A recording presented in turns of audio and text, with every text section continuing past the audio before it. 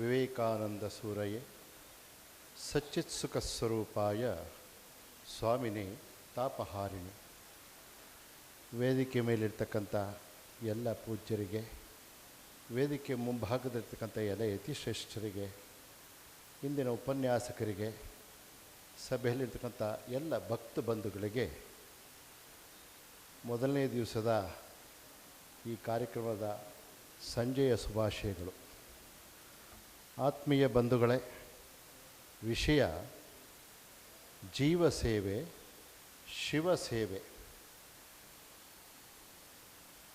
ಇದು ಒಂದು ಸೂತ್ರ ಇದ್ದಾಗೆ. ಕತ್ತಲೆಯ ಮನೆಗೆ ದೀಪವನ್ನು ಹಚ್ಚುವ ಕೆಲಸ. ಅಂಧಕಾರದಲ್ಲಿರ್ತಕ್ಕಂಥವ್ರಿಗೆ ದೀಪವನ್ನು ಹಚ್ಚಿದಾಗ ಸ್ಪಷ್ಟತೆಗುಂಟಾಗುತ್ತೆ. Each soul is potentially divine ಅಂತ ಹೇಳಿದ್ರು. ಏನಾಗಂದರೆ ಮೂಲತಃ ನಾವು ಶಿವನೇ. ಅಂದರೆ ನಾವು ಏನೇನು ನೋಡ್ತಿದ್ದೀವೋ ಇದು ಯಾವುದೂ ಸತ್ಯ ಅಲ್ಲ, ಜೀವ ಬ್ರಹ್ಮೈವ ನಾಪರಹ ಅನ್ನೋ ಮಾತನ್ನೇ ಪ್ರಾಯೋಗಿಕವಾಗಿ ಹೇಗೆ ಮಾಡೋದು ಅನ್ನೋದನ್ನು ವಿವೇಕಾನಂದರು ತಮ್ಮ ಗುರುಗಳ ಹೇಳ್ತಾ ಇದ್ದದ್ದನ್ನು ಒಂದು ಸಂಭಾಷಣೆ ಕೇಳಿಸ್ಕೊಂಡು ಅವ್ರು ನರೇಂದ್ರನಾಥ ಆಗಿದ್ದಾಗಲೇ ಸಮಯ ಸಿಕ್ಕಿದ್ರೆ ಇದನ್ನು ನಾನು ಪ್ರಚಾರ ಮಾಡ್ತೀನಿ ಜಗತ್ತನ್ನೆಲ್ಲ ಅಂತ ಇದ್ರು. ಏನಪ್ಪ ಅಂದರೆ, ನಾನು ಶಿವನೇ ಅಂತ ನಮಗೆ ಗೊತ್ತಿಲ್ಲ, ಅದನ್ನು ಸತ್ಯವಾಗಿ ಜೀವ ಅಂತಕ್ಕಂಥದ್ದೇ ಇಲ್ಲ, ಕೇವಲ ಶಿವ ಮಾತ್ರ ಇರೋದು. ಆದರೆ ನಮ್ಗೆ ಯಾರಿಗೂ ಹಾಗೆ ಅನಿಸಲ್ಲ, ನಾನು ಜೀವಾತ್ಮ ಅಂತ ಅನಿಸುತ್ತೆ. ಅದಕ್ಕೆ ಅವ್ರು ಹೇಳಿದ್ರು, ಯದ್ಭಾವಂ ತದ್ಭವತಿ ಸ್ವಭಾವಸ್ತು ಪ್ರವರ್ತತೆ. ನಾನು ಹೇಗೆ ಭಾವಿಸ್ತೀನೋ ಹಾಗೆ ನಾನು ಆಗ್ತೀನಿ. ಅದರಿಂದ ಜೀವ ಅಂತ ಸೇವೆ ಮಾಡ್ತಕ್ಕಂಥ ದೃಷ್ಟಿಯನ್ನು ಹೊರತುಪಡಿಸಿ ಶಿವ ಅಂತಲೇ ಸೇವೆ ಮಾಡಿಬಿಡೋಣ. ಅದರಿಂದ ಏನಾಗುತ್ತೆ, ನನಗೆ ಶಿವ ದರ್ಶನ, ನಾನು ವಾಸ್ತವಿಕವಾಗಿ ಶಿವನೇ. ಪ್ರಪಂಚದಲ್ಲಿ ಆಗು ಹೋಗುಗಳೆಲ್ಲ ಬೇಕಾದಷ್ಟಿದೆ, ನಾನು ವಾಸ್ತವಿಕವಾಗಿ ಶಿವನೇ. ಆದ್ದರಿಂದ ಹೇಗೆ ಅದನ್ನು ಸೂತ್ರ ರೂಪದಲ್ಲಿ ನಮಗೆ ಜೀವ ಸೇವೆ, ಶಿವ ಸೇವೆ ಅಂತ ಕೊಟ್ಟಿದ್ದಾರೆ. ಈಶ್ವರಾರ್ಪಿತಂ ನೇಚ್ಛಯ ಕೃತಂ ಚಿತ್ತಶೋಧನಂ ಮುಕ್ತಿ ಸಾಧನಂ. ಮುಕ್ತಿ ಸಾಧನ ಅಂದರೆ ನನ್ನ ನಿಜ ಸ್ಥಿತಿಯನ್ನು ನಾನು ಅರ್ಥಕೊಂಡಾಗ ಎಲ್ಲೆಲ್ಲೋ ಅಧಶ್ಚ ನಾರಾಯಣ ಊರ್ಧಶ್ಚ ನಾರಾಯಣ ಅಂತರ್ನಾರಾಯಣ ಬಾಹ್ಯ ನಾರಾಯಣ, ಎಲ್ಲ ಕಡೆ ನಾರಾಯಣನ, ಎಲ್ಲ ಕಡೆ ಶಿವನನ್ನೇ ನೋಡ್ತಕ್ಕಂಥ ಒಂದು ಸ್ಥಿತಿಯನ್ನು ನಾವು ತಲುಪ್ತೀವಿ. ಅಂದರೆ ನನ್ನ ವಾಸ್ತವಿಕವಾದದ್ದು. ಅದಕ್ಕೆ ಭಗವದರ್ಪಣ ಬುದ್ಧಿಯಿಂದ ಸ್ವಂತ ಇಚ್ಛೆಯನ್ನು ತೆರೆದು ನಾನೇನೇನು ಮಾಡಬೇಕು ನಾನು ಮಾಡ್ತೀನಿ ಅಂತ ಹೇಳ್ತಿದ್ದೀನಲ್ಲೋ ಅದನ್ನು ಬಿಟ್ಟು ಎಲ್ಲ ಕೆಲಸವನ್ನು ಸಹ ಚಿತ್ತಶುದ್ಧಿ ಉಂಟಾಗುತ್ತೆ. ಯಾವಾಗ? ಈಶ್ವರಾರ್ಪಣ ಬುದ್ಧಿಯಿಂದ ಮಾಡಿದಾಗ ಅಂತ ಅನೇಕ ಶಾಸ್ತ್ರಗಳು ಸಹ ಹೇಳಿದ್ದಾರೆ. ಅದಕ್ಕೆ ಪಂಚದಶಿಯಲ್ಲಿ ವಿದ್ಯಾರಣ್ಯರು ಒಂದು ಅದ್ಭುತವಾದ ಶ್ಲೋಕವನ್ನು ಹೇಳಿದ್ದಾರೆ. ಏನದು? ಅಹಂಕಾರ ಪ್ರಭು ಸಭ್ಯಾ ವಿಷಯ ನರ್ತಕಿ ಮತಿ ತಾರಾದಿದಾರಿಣ್ಯ ಕಾಕ್ಷಾಣಿ ದೀಪ ಸಾಕ್ಷ್ಯ ಭಾಸಿಕಂ. ಅಂದರೆ ಅಹಂಕಾರನೇ ಪ್ರಭು. ಸಿಂಹಾಸನದಲ್ಲಿ ಅಹಂಕಾರ ಕೂತಿರೋದು ನಮ್ಮೆಲ್ಲರದ್ದು. ಯಾಕೆಂದರೆ ಅಹಂಕಾರ ಇದ್ದಾಗಲೇ ನಾವು ಜೀವವನ್ನು ನೋಡ್ತಕ್ಕಂಥದ್ದು, ಶಿವನ ನೋಡೋಕ್ಕಾಗಲ್ಲ. ಆದ್ದರಿಂದ ಅಹಂಕಾರ ಪ್ರಭು ಸಭೆ, ಎಲ್ಲ ವಿಷಯ ಭೋಗ ವಸ್ತುಗಳೆಲ್ಲ ಸಭಿಕರು. ಅಲ್ಲಿ ನಮ್ಮ ಮತಿ ಬುದ್ಧಿ ಅಥವಾ ಮನಸ್ಸು ನರ್ತಕಿ, ಮನಸ್ಸು. ತಾರಾದಿಗಳು ಅಂದರೆ ಬೆಳಗ್ತಾ ಇರ್ತಕ್ಕಂಥ ದೀಪ ಇದೆಯಲ್ಲ, ಅದು ಆ ಸಭೆಯನ್ನು, ಆ ನರ್ತನ ಶಾಲೆಯನ್ನು ಬೆಳಗಿಸುತ್ತೆ. ರಾಜನ್ನ, ಸಭಿಕರನ್ನ, ಆ ನರ್ತನ ಮಾಡ್ತಕ್ಕಂಥವ್ರನ್ನೆಲ್ಲ ದೀಪ ಬೆಳಗಿಸುತ್ತೆ. ಆದರೆ ದೀಪ ಯಾವುದಕ್ಕೂ ಇನ್ವಾಲ್ವ್ ಆಗಿರಲ್ಲ. ದೀಪದಿಂದನೇ ಕಾರ್ಯಕ್ರಮ ನಡೀತಾ ಇದೆ, ಆದರೆ ತನ್ನ ಪಾತ್ರವನ್ನು ತಾನು ಎಲ್ಲೂ ಗುರುತಿಸ್ಕೊಳ್ಳಲ್ಲ. ಹಾಗೆ ಶಿವಭಾವನೆ ಇಟ್ಕೊಂಡು ಜೀವ ಸೇವೆಯನ್ನು ಮಾಡಿದ್ರೆ ಸಾಕ್ಷಿ ಭಾವದಿಂದ ಮಾಡು ಅಂತಕ್ಕಂಥದ್ದೇ ಇದರ ಒಟ್ಟಾರೆ ಅರ್ಥ. ಅದಕ್ಕೆ ಕರ್ತವ್ಯ ದೃಷ್ಟಿಯಿಂದ ಕರ್ಮ ಮಾಡೋದು ಅಂತ ಒಂದಿದೆ. ಕರ್ಮದಲ್ಲೇ ಸಕಾಮ ಕರ್ಮ, ನಿಷ್ಕಾಮ ಕರ್ಮ, ಕರ್ಮ, ಅಕರ್ಮ ಅಂತ ಅನೇಕ ರೀತಿಯ ವಿವರಣೆಗಳನ್ನು ನಮ್ಮ ಶಾಸ್ತ್ರದಲ್ಲಿ ಕೊಡ್ತೀವಿ. ಆದರೆ ಯಾವುದನ್ನು ಈಶ್ವರಾರ್ಪಣ ಬುದ್ಧಿಯಿಂದ ನಾವು ಮಾಡ್ತೀವೋ, ಈಶ್ವರನಿಗೇ ಅಂತ ಮಾಡ್ತೀವಿ ಅಂತ ಬಂದಾಗ ಆತ್ಯಂತಿಕವಾದ ಸುಖ ಸಿಕ್ಕುತ್ತೆ. ಈಶ್ವರನಿಗೆ ಸಮರ್ಪಣೆ ಮಾಡೋದು ಒಂದು, ಮಾಡುವ ಕೆಲಸವನ್ನು ನೇರವಾಗಿ ಈಶ್ವರನಿಗೆ ಮಾಡ್ತಾ ಇದ್ದೀನಿ ಅಂತಕ್ಕಂಥ ಮನೋಭಾವದಿಂದ ಮಾಡ್ತಕ್ಕಂಥದ್ದು ಇನ್ನೊಂದು. ಈ ಒಂದು ತತ್ವದಲ್ಲಿ ಇಮಿಡಿಯೇಟ್ ಇನ್ಸ್ಟಿಂಕ್ಟಾಗಿ ಕೆಲವೆಲ್ಲ ರಿಸಲ್ಟ್ ಬರುತ್ತೆ ನಮಗೆ. ಏನಪ್ಪ ಅದು ಅಂದರೆ ಚಿತ್ತಶುದ್ಧಿ. ಚಿತ್ತಶುದ್ಧಿ ಅಂದರೆ ನಾನು ಭಗವಂತನೇ ನಾನು ಅಂತಕ್ಕಂಥ ದಾರಿನಲ್ಲಿ ಯಾವ ಅಜ್ಞಾನ ಮುಸುಕಿದೆಯೋ, ಏನೇನೆಲ್ಲ ಪ್ರಪಂಚದಲ್ಲಿ ಮನಸ್ಸಿನ ಮೇಲೆ ಕೊಳೆ ತುಂಬಿಕೊಂಡಿದೆಯೋ ಅದನ್ನು ನಿವಾರಣೆ ಮಾಡಬೇಕು ಅಂದರೆ ಏನಾಗಬೇಕು? ಬ್ರಹ್ಮನನ್ನು ಹಿಡಿದು ಅತಿ ಕ್ಷುದ್ರ ಜೀವಿಯವರಿಗೆ ಸೂಕ್ಷ್ಮತ ಕಣದವರೆಗೆ ಎಲ್ಲ ಕಡೆಯೂ ಪರಿವರ್ತನೆ ನಡೀತಾ ಇದೆ. ಸಣ್ಣ ಒಂದು ಸ್ವಾಮಿ ವಿವೇಕಾನಂದ ಹೇಳ್ತಾರೆ, ರೈಟ್ ಫ್ರಮ್ ಅಮೀಬಾ ಅಥವಾ ಹೈಡ್ರಾ ಅಂತ ತಿಳ್ಕೊಳ್ಳಿ, ಅಲ್ಲಿಂದ ಅತ್ಯಂತ ಶ್ರೇಷ್ಠ ಮಟ್ಟಕ್ಕೆ ಬೆಳೆದಿರ್ತಕ್ಕಂಥ ಮನುಷ್ಯ. ಅಲ್ಲಿ ತನಕ ಪ್ರತಿಯೊಬ್ಬರೂ ಸಹ ಆತ್ಮದ ಕಡೆಗೇ ಸಾಗ್ತಾ ಇದ್ದೀವಿ. ನಿಮಗೆ ಗೊತ್ತಿದೆಯೋ ಗೊತ್ತಿಲ್ವೋ, ಅಂತೂ ಆತ್ಮದ ಕಡೆಗೆ ನಾವು ಹೋಗ್ತಾ ಇದ್ದೀವಿ. ಅದರಿಂದ ಯಾರು ತಂದೆಯನ್ನು ಸೇವಿಸಬೇಕು ಅಂತ ಇದ್ದರೆ ನೇರವಾಗಿ ತಂದೆ ಸಿಕ್ಕಲ್ಲ. ಯಾರು? ಜಗತ್ ಮಾತಾಪಿತರವು ಪಾರ್ವತಿ ಪರಮೇಶ್ವರ ಮಾತಾಪಿತರು ಜಗತ್ ಮಾತಾಪಿತರವು ಪಾರ್ವತಿ ಪರಮೇಶ್ವರವು ಅಂತ ಇದೆ. ಪಾರ್ವತಿ ಪರಮೇಶ್ವರನೇ ಅವ್ರು ನೇರವಾಗಿ ನೋಡೋಕ್ಕಾಗಲ್ಲ. ಅವ್ರ ಮಕ್ಳಿಗೆ ಸೇವೆ ಮಾಡೋಣ. ಮಕ್ಳಿಗೆ ಸೇವೆ ಮಾಡಿದಾಗ ತಂದೆ ತಾಯಿಗಳು ಪ್ರೀತಿಸ್ತಾರೆ. ಆಮೇಲಿಂದ ನಮಗೆ ಆ ಕೈವಲ್ಯ ಪದವಿ ಸಿಗುತ್ತೆ ಅಂತಕ್ಕಂತಿದೆ. ಇದರಲ್ಲಿ ಶಿವಭಾವದಿಂದ ನೋಡ್ತಕ್ಕಂಥದ್ದು ಯಾಕಪ್ಪ ಅಂತಂದರೆ, ಕರ್ಮಯೋಗದಲ್ಲಿ ನಿಷ್ಕಾಮ ಕರ್ಮದಲ್ಲಿ ಒಂದು ಸೂತ್ರ ಹೇಳ್ಕೊಟ್ಟಿದ್ದಾರೆ. ಒಂದು ಸ್ಕ್ರೂನ ಎಡದಿಂದ ಬಲಕ್ಕೆ ತಿರುಗಿಸಿದ್ರೆ ಅದು ಒಳಗಡೆ ನಾವು ಯಾವ ವಸ್ತುವಿನ ಮೇಲೆ ಇಟ್ಟು ತಿರುಗಿಸ್ತೀವೋ ಅಲ್ಲಿಗೆ ಹೋಗಿ ಅಂಟ್ಕೊಬಿಡುತ್ತೆ ಅಥವಾ ಫಿಟ್ ಆಗಿಬಿಡುತ್ತೆ. ಅದನ್ನು ಉಲ್ಟಾ ತಿರುಗಿಸಿದ್ರೆ ಬಿಡಿಸ್ಕೊಳ್ಳುತ್ತೆ. ಹಾಗೆ ಯಾವ ಭಾವದಲ್ಲಿ ಕೆಲಸ ಮಾಡ್ತೀವೋ ಪ್ರತಿನಿತ್ಯ ನಿತ್ಯ ಕೆಲಸಗಳನ್ನು, ನಿತ್ಯ ಚಟುವಟಿಕೆಗಳನ್ನು ಮನೆಯಲ್ಲಿ ಮಾಡ್ಬೋದು. ಎಲ್ರಿಗೂ ವೇದಾಧ್ಯಯನ ಮಾಡ್ತಕ್ಕಂಥದ್ದಾಗಲಿ, ಜಪಧ್ಯಾನ ಮಾಡ್ತಕ್ಕಂಥದ್ದಾಗಲಿ, ಹೆಚ್ಚಿಗೆ ಭಗವತ್ ವಿಚಾರಗಳಲ್ಲೇ ಕಳೆದಾಗಲಿ ಎಲ್ರಿಗೂ ಸಾಧ್ಯ ಆಗಲ್ಲ. ಎಲ್ಲ ಸ್ತರದ ಜನಗೂ ಹೊಂದ್ಕೋಬೇಕು, ಎಲ್ರಿಗೂ ಮುಕ್ತಿ ಸಿಗಬೇಕು ಅಂದರೆ ಯೋಗ್ಯತಾನುಸಾರವಾಗಿ ಮಾಡಬೇಕಾಗತ್ತೆ. ಅದಕ್ಕೆ ದಿನನಿತ್ಯ ಕೆಲವು ಕೆಲಸಗಳನ್ನು ನಿತ್ಯ ಕರ್ಮಗಳು ಅಂತ ಇದೆ. ನೈಮಿತ್ಯ ಕರ್ಮಗಳು ಅಂದರೆ ಆವಾಗ ಅಕೇಶನ್ಲಿ ಬರ್ತಕ್ಕಂಥ ಹಬ್ಬ ಹರಿದಿನಗಳಲ್ಲಿ ಕೆಲವು ಹಗಲು ರಾತ್ರಿ ಕೆಲಸ ರಜೆ ಹಾಕಿ ಕೆಲಸ ಮಾಡ್ತೀವಿ, ಅದು ನೈಮಿತ್ತಿಕ ಕೆಲಸಗಳು. ನಿತ್ಯ ಕೆಲಸಗಳು ಮಾಡಲೇಬೇಕು ನಾವು. ಅದನ್ನು ನಿತ್ಯ ಪೂಜೆಯಾಗಿ ನಿತ್ಯ ಸೇವೆಯಾಗಿ ಮಾಡ್ಕೋಬೇಕಾದ್ರೆ ಈ ಸೂತ್ರವನ್ನು ಹೇಳಬೇಕು.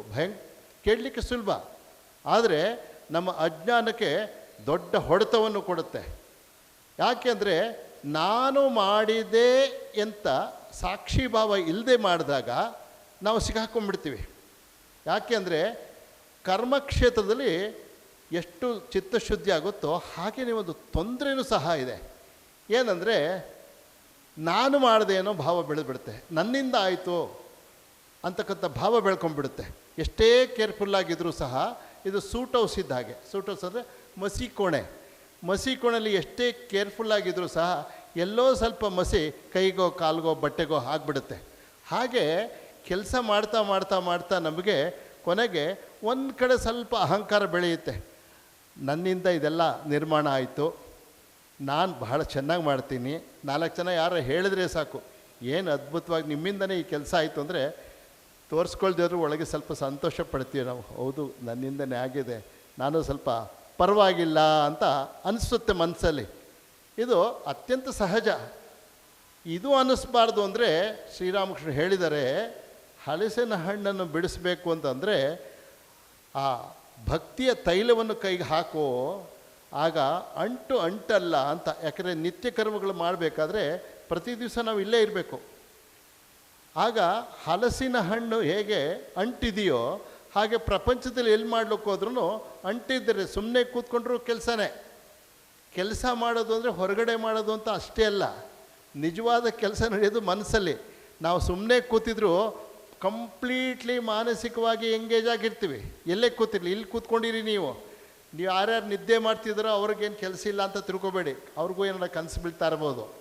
ಅದು ಎಚ್ಚರಾಗಿ ಯಾರ್ಯಾರೆಲ್ಲ ಇದ್ದೀರೋ ಅವ್ರಿಗೆಲ್ಲ ಅನಿಸುತ್ತೆ ಕೂತ್ಕೊಂಡು ಏನೇನು ಲೆಕ್ಚರ್ ಕೇಳಿದ್ವಿ, ಏನು ಮಾಡಿದ್ವಿ, ಯಾವಾಗ ಮುಗಿಯುತ್ತೆ, ಎಲ್ಲಿ ಹೋಗಬೇಕು, ಕಂಪ್ಲೀಟ್ಲಿ ಕ್ರಿಯೆನಲ್ಲಿ ಎಂಗೇಜ್ ಆಗಿರ್ತೀವಿ ನಾವು. ಹೊರಗಡೆ ಭೌತಿಕವಾಗಿ ಇಲ್ಲೇ ಕೂತಿರ್ತೀರ, ಕಣ್ಣು ಕಿವಿ ಚೇರ್ ಮೇಲೆ ಕೂತಿರ್ತೀರ, ಆದರೆ ಮಾನಸಿಕವಾಗಿ ಕಂಪ್ಲೀಟ್ಲಿ ರೆಸ್ಟ್ಲೆಸ್ ಆಗಿರ್ತೀವಿ. ಅದನ್ನು ಸಮಾಧಾನಕ್ಕೆ ತರಬೇಕು. ಅದನ್ನು ಈಶ್ವರಾರ್ಪಣ ಬುದ್ಧಿಯಿಂದ ಶಿವನೇ ನಾನು ಅನ್ನೋ ಮಟ್ಟಕ್ಕೆ ನಾನು ತಗೊಂಡೋಗ್ಬೇಕು ಅಂತಂದ್ರೆ ಜೀವವನ್ನು ನೋಡದೆ ಶಿವನನ್ನೇ ನೋಡಬೇಕು. ಏನಷ್ಟು ಸುಲಭನೇ? ಕೇಳಲಿಕ್ಕೆ ತುಂಬ ಚೆನ್ನಾಗಿದೆ. ಶ್ರೀರಾಮಕೃಷ್ಣರ ಶಾರದಾದೇವಿಯವರ ಆ ಉಪದೇಶಗಳು ಬಹಳ ಸರಳ. ಬೇರೆಯವರ ದೋಷವನ್ನು ನೋಡಬೇಡ, ನಿನ್ನ ದೋಷ ಮಾತ್ರ ನೀನು ನೋಡ್ಕೋ ಅಂತ ಹೇಳ್ತಾರೆ. ಕೇಳಲಿಕ್ಕೆ ಎಷ್ಟು ಸುಲಭ. ಆದರೆ ನಾವು ಯಾವಾಗಲೂ ಅದಕ್ಕೆ ತದ್ವಿರುದ್ಧವಾಗೇ ಇರತಕ್ಕಂಥದ್ದು. ಯಾಕೆಂದರೆ ಸಮಾನ ದೃಷ್ಟಿ ಬಂದಾಗ ಹೊಟ್ಟೆ ಕಿಚ್ಚು ಬಂದ್ಬಿಡುತ್ತೆ. 100ಕ್ಕೆ 35 ತೊಗೊಂಡವನು 90% ತೊಗೊಂಡಿರೋ ಜೊತೆ ಹೊಟ್ಟೆ ಕಿಚ್ಚು ಪಡಲ್ಲ. 35 ಡಬಲ್ ಮಾಡಿದ್ರೆ 70 ಆಗುತ್ತಷ್ಟೇ. ಯಾರೋ 94 ತೊಗೊಂಡಿದ್ದಾನೋ ಅವನು 95 ನೋಡಿದ ತಕ್ಷಣ ಹೊಟ್ಟೆ ಉರಿ ಬಂದ್ಬಿಡುತ್ತೆ. ಒಂದು ಜಾಸ್ತಿ ಆಗಿಬಿಟ್ಟಿದ್ದಾನೆ ನನ್ನಿಂದ ಅಂತ. ಅಲ್ಲಿ ಸಮಾನತೆ ಬರುತ್ತೋ ಅಲ್ಲಿ ದ್ವೇಷ, ಅಸೂಯೆ ಸಾಮಾನ್ಯ. ನಮ್ಮನ್ನು ಇದೆಲ್ಲ ಯಾರೋ ಹೇಳ್ಕೊಟ್ಟು ಕಲಿಸೋದಲ್ಲ ನಮಗೆ. ಈ ಅಸೂಯೆ, ದ್ವೇಷ ಪಡೋದು ಅದು ಇನ್ಬಿಲ್ಟ್ ನೇಚರು. ಸತ್ಯಾನೃತ ಮಿಥುನೀಕೃತ್ವ ಲೋಕ ವ್ಯವಹಾರ ಇತಿ ಉಚ್ಯತೆ. ಸತ್ಯ ಮತ್ತು ಅನೃತ ಎರಡು ಸೇರಿ ಲೋಕ ವ್ಯವಹಾರ ಆಗಿರೋದು. ಇದರಲ್ಲಿ ಈ ಸತ್ಯ ಅಸತ್ಯ, ಪಾಪ ಪುಣ್ಯ, ಧರ್ಮ ಅಧರ್ಮ ಎಲ್ಲ ಬಿಟ್ಟು ಪಾಪ ಪುಣ್ಯದಿಂದ ಮೇಲೆ ಇರ್ತಕ್ಕಂಥದ್ದು ನಾವು. ಯಾಕೆಂದರೆ ಲೋಕ ವ್ಯವಹಾರದಲ್ಲಿ ಬಡತನ, ಸಿರಿತನ, ಕಷ್ಟ, ಸುಖ ಪಡ್ತಕ್ಕಂಥವ್ರು, ಕಷ್ಟಪಡ್ತ ಇದೆಲ್ಲ ಅತ್ಯಂತ ಸಹಜ. ಶ್ರೀಮಂತ ಬಡವ ಅನ್ನೋದೆಲ್ಲ ಕ್ಷಣಿಕ. ಯಾಕೆಂದರೆ ನಮ್ಮ ವಾಸ್ತವಿಕತೆ ಇದನ್ನು ಮೀರಿದ್ದು. ಬಡತನ ಶ್ರೀಮಂತಿಕೆಯನ್ನು ಮೀರಿದ್ದು ನಾವು. ಅದನ್ನು ಅರ್ಥ ಮಾಡ್ಕೋಬೇಕಲ್ಲ ನಾವು.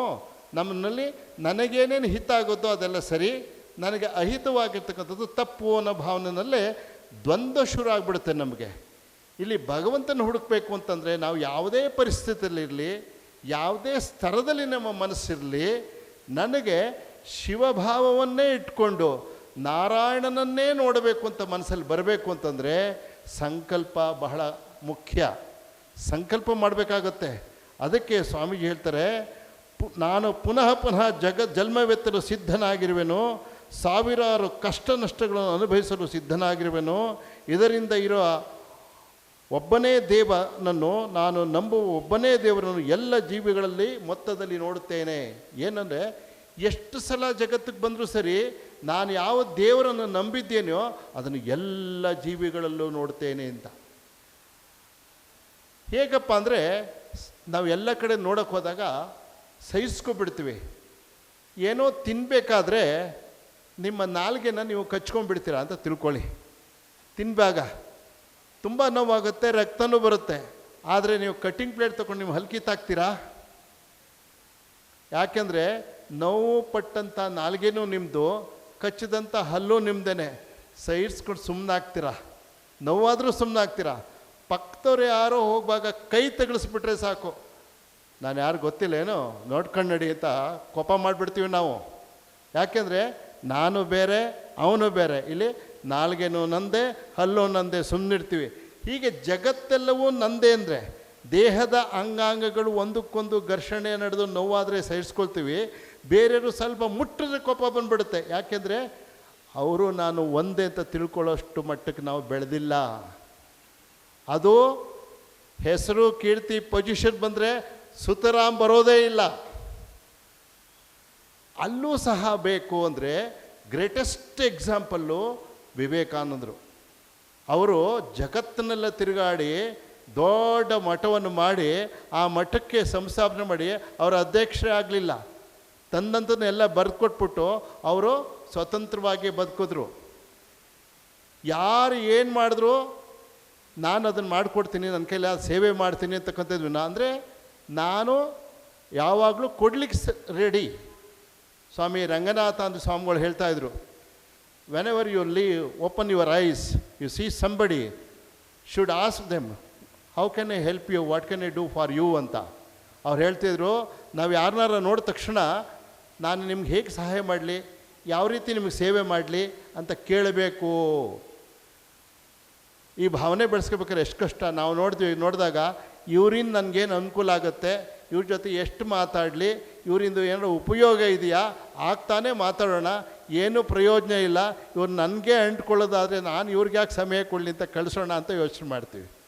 ಶಿವಭಾವೇ ಜೀವಸೇವೆ ಮಾಡ್ಕೊಳ್ಳೋದು ಹೇಳಲಿಕ್ಕೆ ಎಷ್ಟು ಸುಲಭ, ಆಚರಣೆಗೆ ಮಧ್ಯಾಹ್ನ ಮಾತಾಡುವಾಗ ನಿಮ್ಗೆ ಹೇಳಿದ್ದೆ, ಆಚಾರ ವಿಚಾರ ಪ್ರಚಾರ ಅಂತ.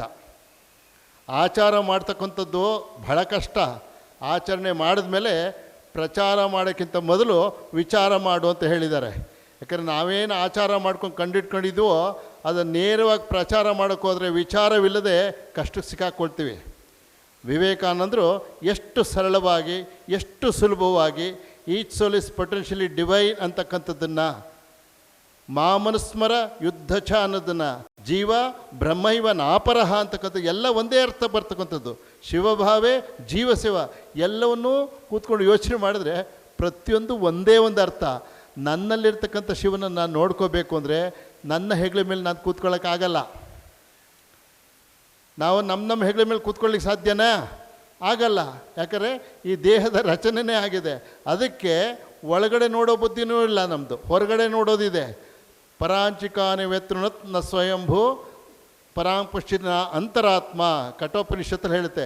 ನಮ್ದಿಗೇನಪ್ಪ ಅಂದರೆ ಒಳಗಡೆ ನೋಡೋದಿಲ್ಲ, ಹೊರಗಡೆ ನೋಡೋದೇ ಇದೆ. ಇಂಥ ಪರಿಸ್ಥಿತಿನಲ್ಲಿ ಶಿವನನ್ನು ನೋಡಬೇಕು ನಾನು ಅಂತಂದರೆ ಎಷ್ಟು ಟ್ಯೂನ್ ಮಾಡ್ಕೋಬೇಕು, ಎಷ್ಟು ಸಹನೆ ಬೇಕು, ಎಷ್ಟು ನಾನು ಪರಿವರ್ತನೆ ತರಬೇಕು. ಅದಕ್ಕೆ ಸಂಕಲ್ಪ ಮಾಡಬೇಕಾಗತ್ತೆ. ಏನು ಸಂಕಲ್ಪ? ನಾನು ಈ ಜನ್ಮದಲ್ಲೇ ಶಿವನ ದರ್ಶನ ನನ್ನಲ್ಲೇ ಆಗಬೇಕು ಅಂತ. ಮಾನವ ಜನ್ಮ ದೊಡ್ಡದೋ, ಹಾನಿ ಮಾಡಿಕೊಳ್ಳಬೇಡಿರೋ ಹುಚ್ಚಪ್ಪಗಳಿರ ಅಂತ ಹೇಳಿದ್ರು. ಅದೇ ಮಾತನ್ನು ಪರಮಹಂಸರು ಹೇಳಿದ್ರು. ಮಾನವ ಜನ್ಮ ಇರ್ತಕ್ಕಂಥದ್ದೇ ಭಗವತ್ ಸಾಕ್ಷಾತ್ಕಾರಕ್ಕಾಗಿ. ನಾವು ಎಷ್ಟು ಜನ ಎಷ್ಟೊತ್ತು ಯೋಚನೆ ಮಾಡೋಕ್ಕೆ, ಓದಿರ್ತಕ್ಕಂಥವ್ರು, ಕೇಳಿರ್ತಕ್ಕಂಥದ್ದು, ಅಭ್ಯಾಸ ಮಾಡ್ತಕ್ಕವರು ಇದೆಲ್ಲ ವಿಚಾರ ಮಾಡಬೇಕು. ನಾವು ವಿಚಾರ ಮಾಡೋದು ನಿಂತೋಗಿದೆ, ಕೇಳೋದಿದೆ, ಅಧ್ಯಯನಶೀಲತೆ ನಿಂತೋಗಿದೆ. ವಿಚಾರ ಮಾಡೋದ್ರಿಂದ ಲಾಭ ನಮಗೆ ಜಾಸ್ತಿ. ಅದಕ್ಕೋಸ್ಕರವಾಗಿ ನಾವು ಏನು ಮಾಡಬೇಕು, ಮಹಾ ವ್ಯಕ್ತಿಗಳು ಹೇಳಿದ್ದಾರೆ ಜಾಗೃತರಾಗಿ ಹೇಳಿ ಎದ್ದೇಳಿ ಅಂತ. ಅದೇನು ಮಾಡಬೇಕು?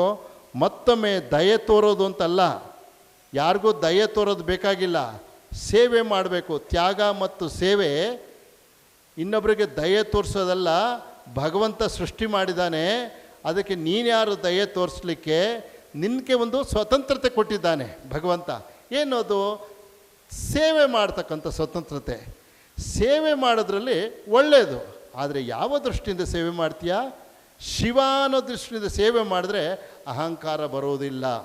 ಯಾಕಪ್ಪ ಅಂದರೆ ಈ ದೇಹ ಕೊಟ್ಟಿರ್ತಕ್ಕಂಥನು ಶಿವ, ಬುದ್ಧಿ ಕೊಟ್ಟಿರ್ತಕ್ಕಂಥನು ಶಿವ, ನನಗೆ ಆಲೋಚನೆಗಳು ಬರ್ತಕ್ಕಂಥದ್ದು ಶಿವನಿಂದ, ಅವಕಾಶಗಳು ಸಿಕ್ಕೋದು ಶಿವನಿಂದನೇ. ಆದ್ದರಿಂದ ನಾನು ಸೇವೆ ಮಾಡೋದು ಶಿವನಿಗೆ ಅಂತ ಆದಾಗ ನನ್ನದೇನು ಬರೋದಿಲ್ಲ.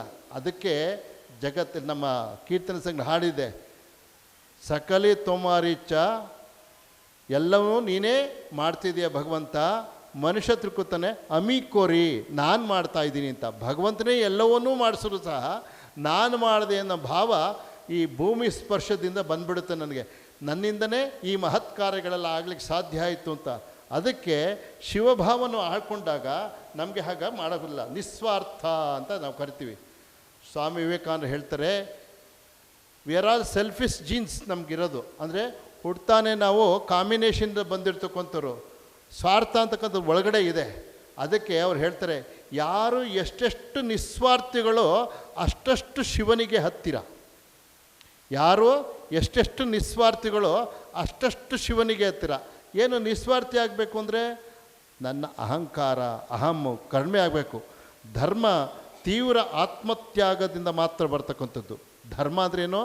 ನನ್ನಲ್ಲಿರ್ತಕ್ಕಂಥ ಆತ್ಮದಿಂದ ತ್ಯಾಗ ಅಂದರೆ ಏನೇನು ಅಂಟಿಸ್ಕೊಂಡಿದ್ದೀನಿಯೋ ಪ್ರಪಂಚಿಕವಾಗಿ ಅದನ್ನೆಲ್ಲ ಬಿಟ್ಟಾಗ ಆತ್ಮ ಪ್ರತಿಷ್ಠೆಯಲ್ಲಿ ಆತ್ಮತ್ಯಾಗ ಪ್ರಪಂಚದ ಅತ್ಯುತ್ತಮ ಧರ್ಮ. ಆತ್ಮ ಪ್ರತಿಷ್ಠೆ ಅಂತ ಒಂದಿದೆ.